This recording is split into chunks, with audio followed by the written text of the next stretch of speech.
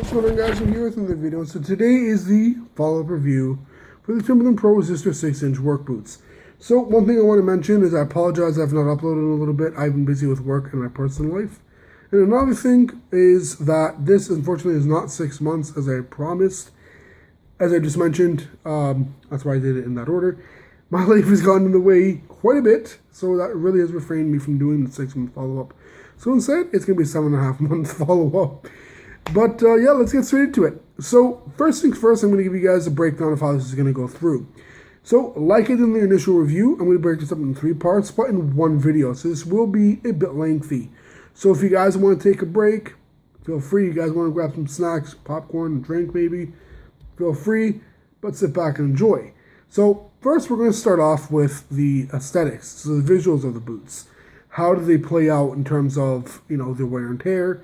Then we're going to look at the features of the boots. Oil slip resistance, puncture resistance, waterproof, and then shock absorbent as well as electric shock resistance. So basically, if you step on a live wire, you're not done.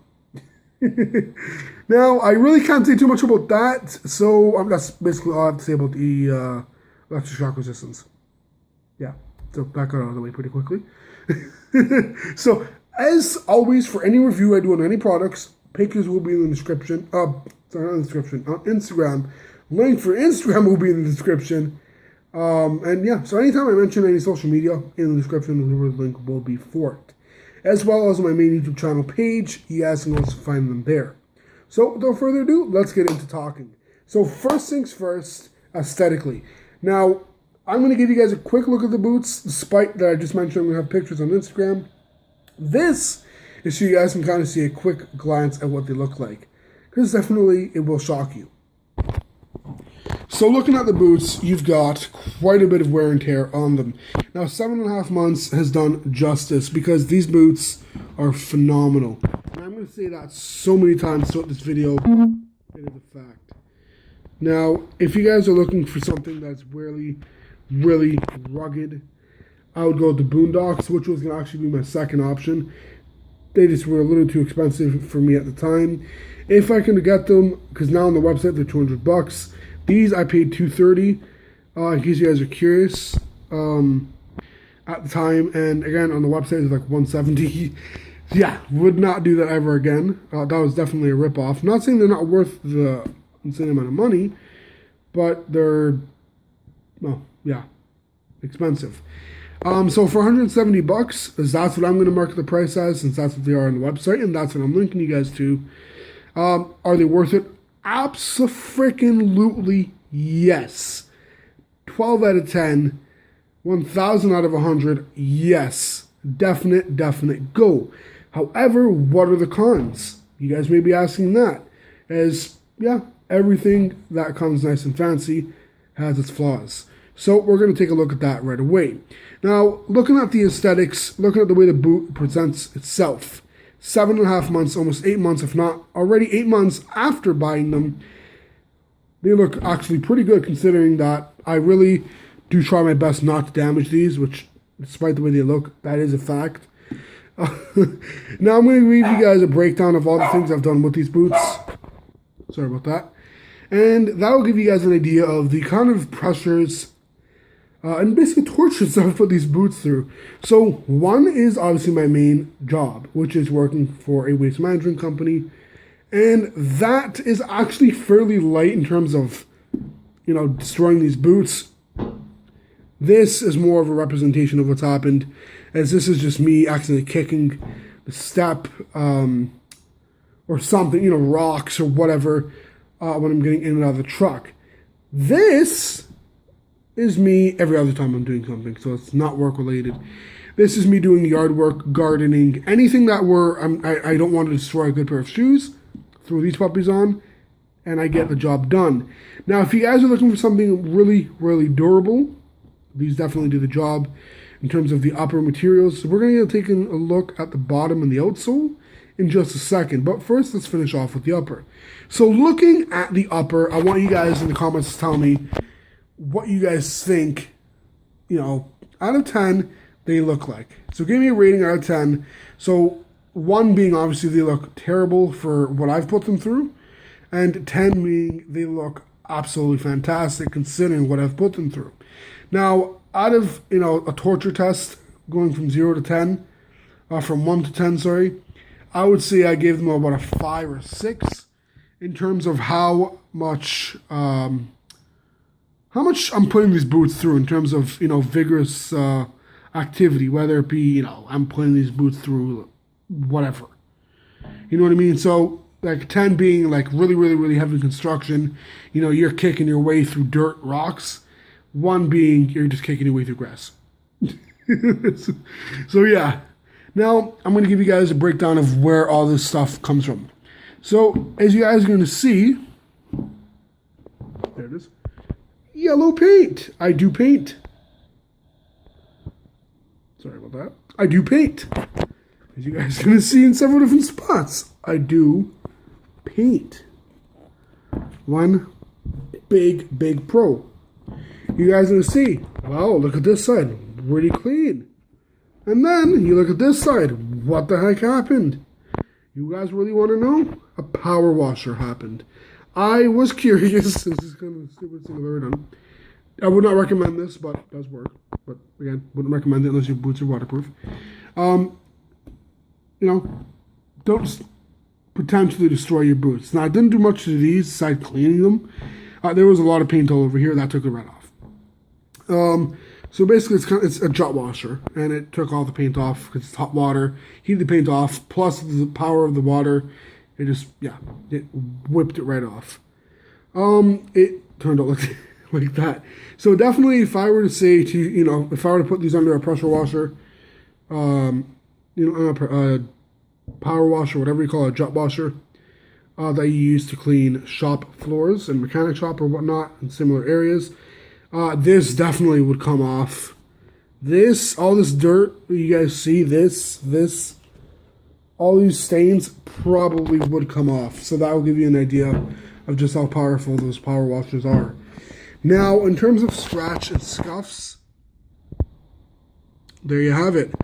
This, it's like night and day looking at this and yeah, this, I'm not sure exactly what the hell it is I do more with my left foot than I do with my right, but for some odd reason, my left foot tends to get a lot of the abuse. And in terms of really what it is that I do, aside from working, as I mentioned, I do some yard work. So a little bit of, land maintenance in my backyard. I do plant. I grow my own vegetables. I'm Italian. It's a WAP thing. So all Italians will be used to this. Hell, even if you're not Italian, you may be used to this. I'm not sure what your culture is like, but yeah. And then there's also, in my garage, this last few weeks I've been trying to redo the floors by putting concrete. So that being the case, yeah. So these have been put through quite a bit of abuse, as you guys can tell. Now, looking at something, this part, by the way, really, it's astonishing just how well they held up. The laces. This is not something that a lot of people talk about when it comes to boots or footwear in general. After 7.5 to 8 months, almost a year, I tie my boots up tight. So I'm going to pause the video and show you guys what they look like once they're tied up. Not on my foot, but roughly what they would look like.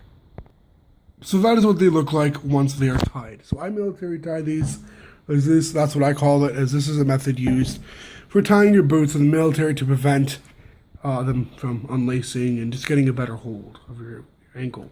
Now these being 6-inch, and I'm pretty sure I mentioned this in the first review, if I could have got these in an 8-inch, just my personal preference, by the way, this is not because of an issue with these being 6-inch for any general reason, just rather a personal preference of mine. I'd rather these have been an 8-inch just for much better lockdown and much more ankle support. Now, in terms of the way that these have held up, if you guys are looking for something that's pretty durable in terms of the upper, it really depends what you do for a living in terms of work. If you work in construction, as I already mentioned earlier, if it really matters to you, no, I would not recommend these in terms of if this is a make or break thing for your boots, no. Consider that I don't work in construction or anything super duper heavy, where there's like a ton of abuse towards the boots. Aside from, again, The most boots that I've put these boots through is me laying down the concrete slabs to my garage floor. But other than that, yeah. So you guys see, there's some scratches from rocks and whatnot, scuffs and stains and whatnot. Yeah. One thing that's kind of odd and peculiar is they look warped and deformed. This could also just be the way I walk. I walk messed up, I guess. I don't know. I don't know. Maybe I do. But aside from that, really, there are no issues with the... Not that that's an issue, but it depends on, again, how you look at it. To me, I don't look at that as an issue, but you may. So that's that. Now looking at the bottom. So the bottom of the boot... Let me get the other boot to put it against, to lean it against. The bottom of the boot... Let me get the other boot, actually. You guys will see that. Reason for that in a sec.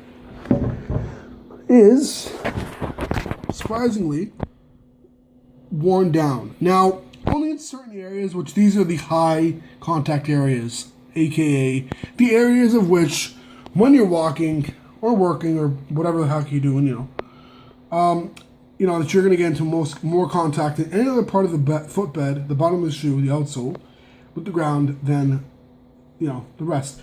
So that's roughly over here and over here. Sometimes even over here. Now that's depending on how these are angled. These are sloped up ever so slightly on the front as well as on the back over here. More so because of wearing, but just generally speaking, they are angled a little bit. Now if you guys are looking for something that the outsole is very durable and lasts long, after about a year, I don't really know if these will last. In terms of like the grooves, these, no doubt that they will be there after a year. After a year and a half, maybe 2, I don't know if that would be a thing. Yeah. So again, if you guys are considering that as one of your choices for the investment, I would maybe reconsider, or I don't know, see how it goes within your warranty period. Now, moving on to the features. Or actually, one thing I want to mention that I just almost forgot, now that I have the boot unlaced. So if you guys take a look at the inside of this boot, this is the left one. It's kind of hard to see. I apologize about that. But right, my finger being moved doesn't help. Right there, where I'm pointing, hopefully you guys can see that. I'm going to try and angle this in a better... it's a little torn up. Yeah. So that being the case, again, that may not be an issue to most. To me, it's not too much of an issue, other than the fact that it's kind of annoying. Because, causes a little bit of discomfort. Just a little bit. Now, we're talking about the features, so I can wrap this video up. I don't want this to be too lengthy. Oil slip resistance does absolutely... it kicks ass, in that department.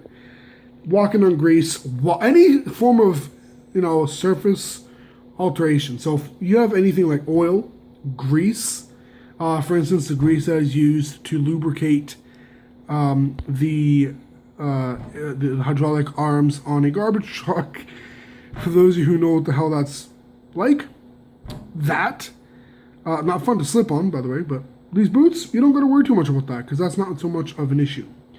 Water, really, you never have to worry about slipping in water unless these are really, really worn down.